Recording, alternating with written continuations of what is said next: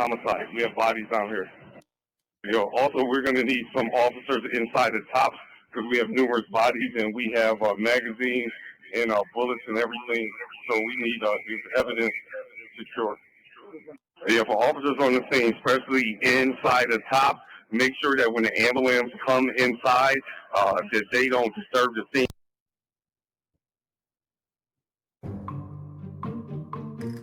Welcome to What Were They Thinking, a true crime podcast. I'm your host, Philip Tomaso.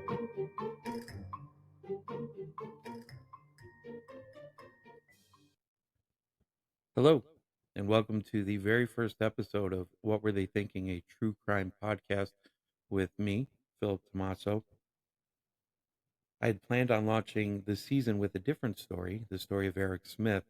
However, with the sentencing on February 15th, 2023, just a few days ago, I thought it more relevant, more essential to begin this season of What Were They Thinking, discussing the terroristic crimes of Payton S. Gendron. March 14th, 2022, that's a day that will forever be remembered in Buffalo, New York, unfortunately for very bad reasons. On this date, a sunny afternoon at around 2:30, a mass shooting erupted at the Tops Friendly Market grocery store in Buffalo, New York. The unknown shooter was heavily armed, wearing tactical gear, including a tactical helmet. He had a semi-automatic rifle, illegally modified, and a camera was mounted on top of his helmet, as well as he was wearing plated armor. The gunman shot 4 people outside the grocery store, 3 of whom died. When the shooter entered the store and continued shooting, he encountered a security guard, a retired Buffalo police officer, who returned fire. But Mr. Gendron was wearing that plated armor. He killed the guard, and then he continued into the store, firing on shoppers and employees. Buffalo received a call reporting shots fired at the store, and the first responding officers and firefighters arrived around a minute later and reported bodies lying outside the building. At 2:34 p.m., a dispatcher started informing responding officers of an active shooter situation at the store. According to law enforcement sources, he yelled racial slurs during the incident. Many employees and customers used the store's break room to hide from the shooter and barricaded the door with a heavy desk. Other customers were hidden by employees in the milk cooler and said the shooter shot through the coolers, but the milk cartons stopped the bullets. At some point, an armed security guard, former Buffalo Police Department officer Aaron Salter Jr., shot at him. Due to the body armor, Salter's bullet did not stop him. Gendron returned fire at Salter, who died at the scene. At another point, he aimed his gun at a white person behind a checkout counter, but apologized and did not shoot. That right there tells you, if anything, this was definitely a racially targeted, a racially motivated shooting. He aimed his gun at a white person, apologized, and did not shoot them. By 2:36 p.m., Gendron had gone to the front of the building where patrol officers were able to talk him into dropping his gun after he reportedly aimed it at his neck. A total of 60 shots had been fired during that day, and the shooter, later identified as 18-year-old Payton S. Gendron, started a live stream of his vicious and demented attack on Twitch. In under 2 minutes, the service, Twitch, had shut down that feed. 10 people were murdered, 3 others injured. All 10 who died were black. So I think it's important that we talk about who is Payton Gendron. This is horrific stuff, and it's so close to home. So close to home. I live in Rochester, New York. Buffalo is 60 miles west of where I live. And Gendron was actually setting up using the expressways that connect Buffalo and Rochester and coming this way with the intention of potentially shooting up a Walmart on Chi Avenue in Rochester in the town of Gates, which is where I grew up. So, on at least two separate occasions, Payton visited the Tops Friendly Market in the Maston Park residential area on Buffalo's east side. This is a predominantly black neighborhood. Payton knew this. It's why the location had been selected. A high school graduate, Payton was enrolled in SUNY Broome Community College in Binghamton for an engineering science program. Classmates told the New York Times Payton was quiet and rarely attended class in person. Students said sometimes Payton wore a hazmat suit to class. A hazmat suit. That's big plastic full body hazmat suit that you would wear if there were dangerous chemicals unleashed inside the building. I don't know how this is not some kind of a red flag to teachers and faculty of the school. According to a childhood friend, Gendron came to his house the day before the shooting and left him with 5 boxes of ammunition. He said that he needed space to rearrange his house and he would retrieve the ammunition later. Again, I would think another red flag because my guess is he went into a little bit more detail. He didn't just drop off 5 boxes of ammunition and say, "Here, hang on to these. I'm rearranging uh, the movies, DVDs in my bedroom or something." It just doesn't make sense to me. Police would later learn he made sketches of the top shopping center, perhaps to study the layout more closely while home. So, where was home? Gendron lived in Conklin, New York, roughly 200 miles away and about a 3 hour drive from the Tops Friendly Market. When still in high school, a teacher had asked Payton about his plans for after the school year. This was in June 2021. And Payton told the teacher, "I want to murder and commit suicide." So we're getting red flag, red flag, red flag. And to me, they're screaming mental health issues and being ignored, being completely discarded as irrelevant. A hospital had held him for a day and a half for observation after he told the teacher this, and Payton told the police he was joking. This says a lot, again, about our mental health crisis in this country and the lack of any ability to get a handle on the issues. So even though Payton wrote online after that it was a well executed bluff, police insist the threat was too vague to warrant further action.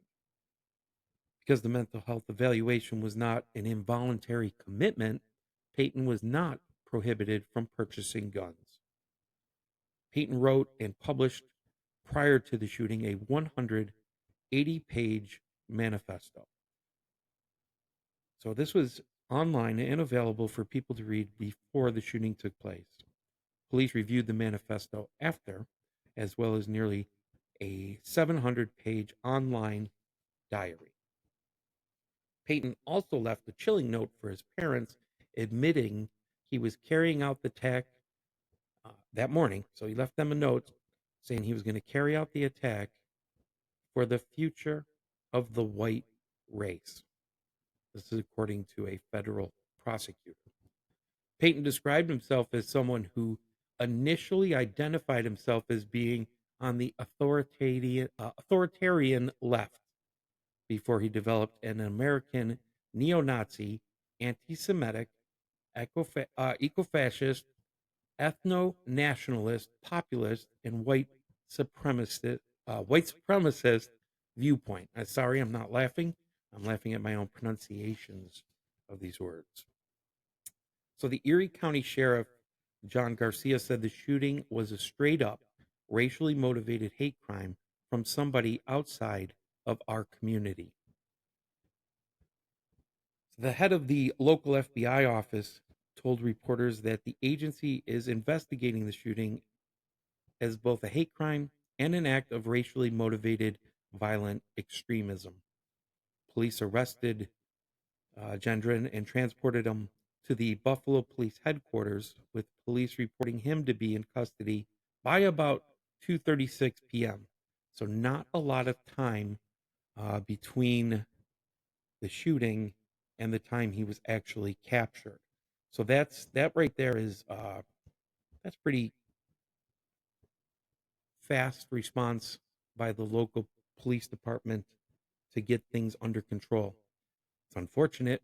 There were still a ton of casualties, too many casualties, but a very good response by the Buffalo police. So I do applaud their fast reaction. And also, according to the Buffalo Police Commissioner, they uncovered information that if he escaped the supermarket, like I was saying, he did intend to continue the attack. And that online I found was including Rochester, New York targets. General was taken into custody and charged with first-degree murder. He formally entered a plea of not guilty on May 19th, 2022. And on November 28th, 2022, Gendron pleaded guilty to all state charges in the shooting, including murder, domestic terrorism, and hate crimes. This is broken down as 1 count of domestic act of terrorism motivated by hate, 10 counts of first-degree murder, 3 counts of attempted murder, and a weapons possession charge. On February 15th, 2023, this is just a couple of weeks ago, this is the day after Valentine's Day, Gendron appeared at his sentencing. Let's see here. He was dressed in an orange jumpsuit, and Payton addressed the court and the families of the victims, stating, "I'm very sorry for all the pain I forced the victims and their families to suffer through. I'm very sorry for stealing the lives. Uh, I'm very sorry for stealing the lives of your loved ones. Excuse me. I cannot express how much I regret all the decisions I made leading up to my actions on May 14th. I did a terrible thing that day. I shot and I killed people because they were black. Looking back now, I can't believe I actually did it. And I believed what I read online and acted out of hate." So, in a sense, he's almost blaming the internet for his racial sickness. He says, "I can't take it back, but I wish I could. And I don't want anyone to be inspired by me and what I did. And God forbid, how is this inspirational? How does he even consider this to be inspirational or potentially inspirational?" A number of victims' families members spoke emotionally Wednesday about how the mass shooting had changed their lives. At one point, Gendron took off his glasses and began crying during the testimony from the victims. Now, be clear, I am in no way sympathetic to this person. I'm just reporting what happened, okay? That's not me saying, "Oh, look at him, he's showing remorse." Absolutely not. Absolutely not. And I don't believe I could do any justice or even have the right to attempt conveying the emotional thoughts and feelings that were shared in court by family members of the victims that day. So I'm not even going to try. Let me tell you what, though, I watched it both on videos and read through the statements they shared, and it's emotional. It is very emotional. The Erie County Court Judge Susan Egan had to say to Payton, "There is no place for you or your ignorant, hateful, and evil ideologies in a civilized society." She went on to say, "There can be no mercy for you, no understanding, no second chances. The damages you have caused is too great, and the people you have hurt are too valuable to this community. You will never see the light of day as a free man ever again." That's powerful. That's coming from the judge on the day of sentencing on February 15th. Then she gave him 11 consecutive life sentences without the possibility of parole. So New York does not have the death penalty. Uh, Federal law does. So on Thursday, looks like on January 23rd, coming up, he's Gendron's scheduled to appear in federal court for this crime as well. And if convicted of the 27 federal counts he's been indicted on, the mass shooter could be sentenced to death. So this case is not over, but as of now, he's locked up for life. Once the federal proceedings take place, he could actually receive the death penalty as well. So there's plenty going on. So now we have one 55-year-old. I'm sorry, I'm saying that one 55-year-old. No, what I would like to do is discuss the people whose lives were murdered. I would like to talk about the people murdered. I'd like to mention the people murdered. One of them was 55-year-old Aaron Salter Jr., the former police lieutenant who was working as a security guard when he confronted the shooter. So, in addition to Salter, I would like, and he's the only one I got a lot of background on. I would like to take a moment and just name each of those who perished during the devastating attack out of respect and remembrance. There was, and if I mispronounce a name, it's accidental. And unfortunately, as a podcaster, me pronouncing names is not an easy thing. But Celestine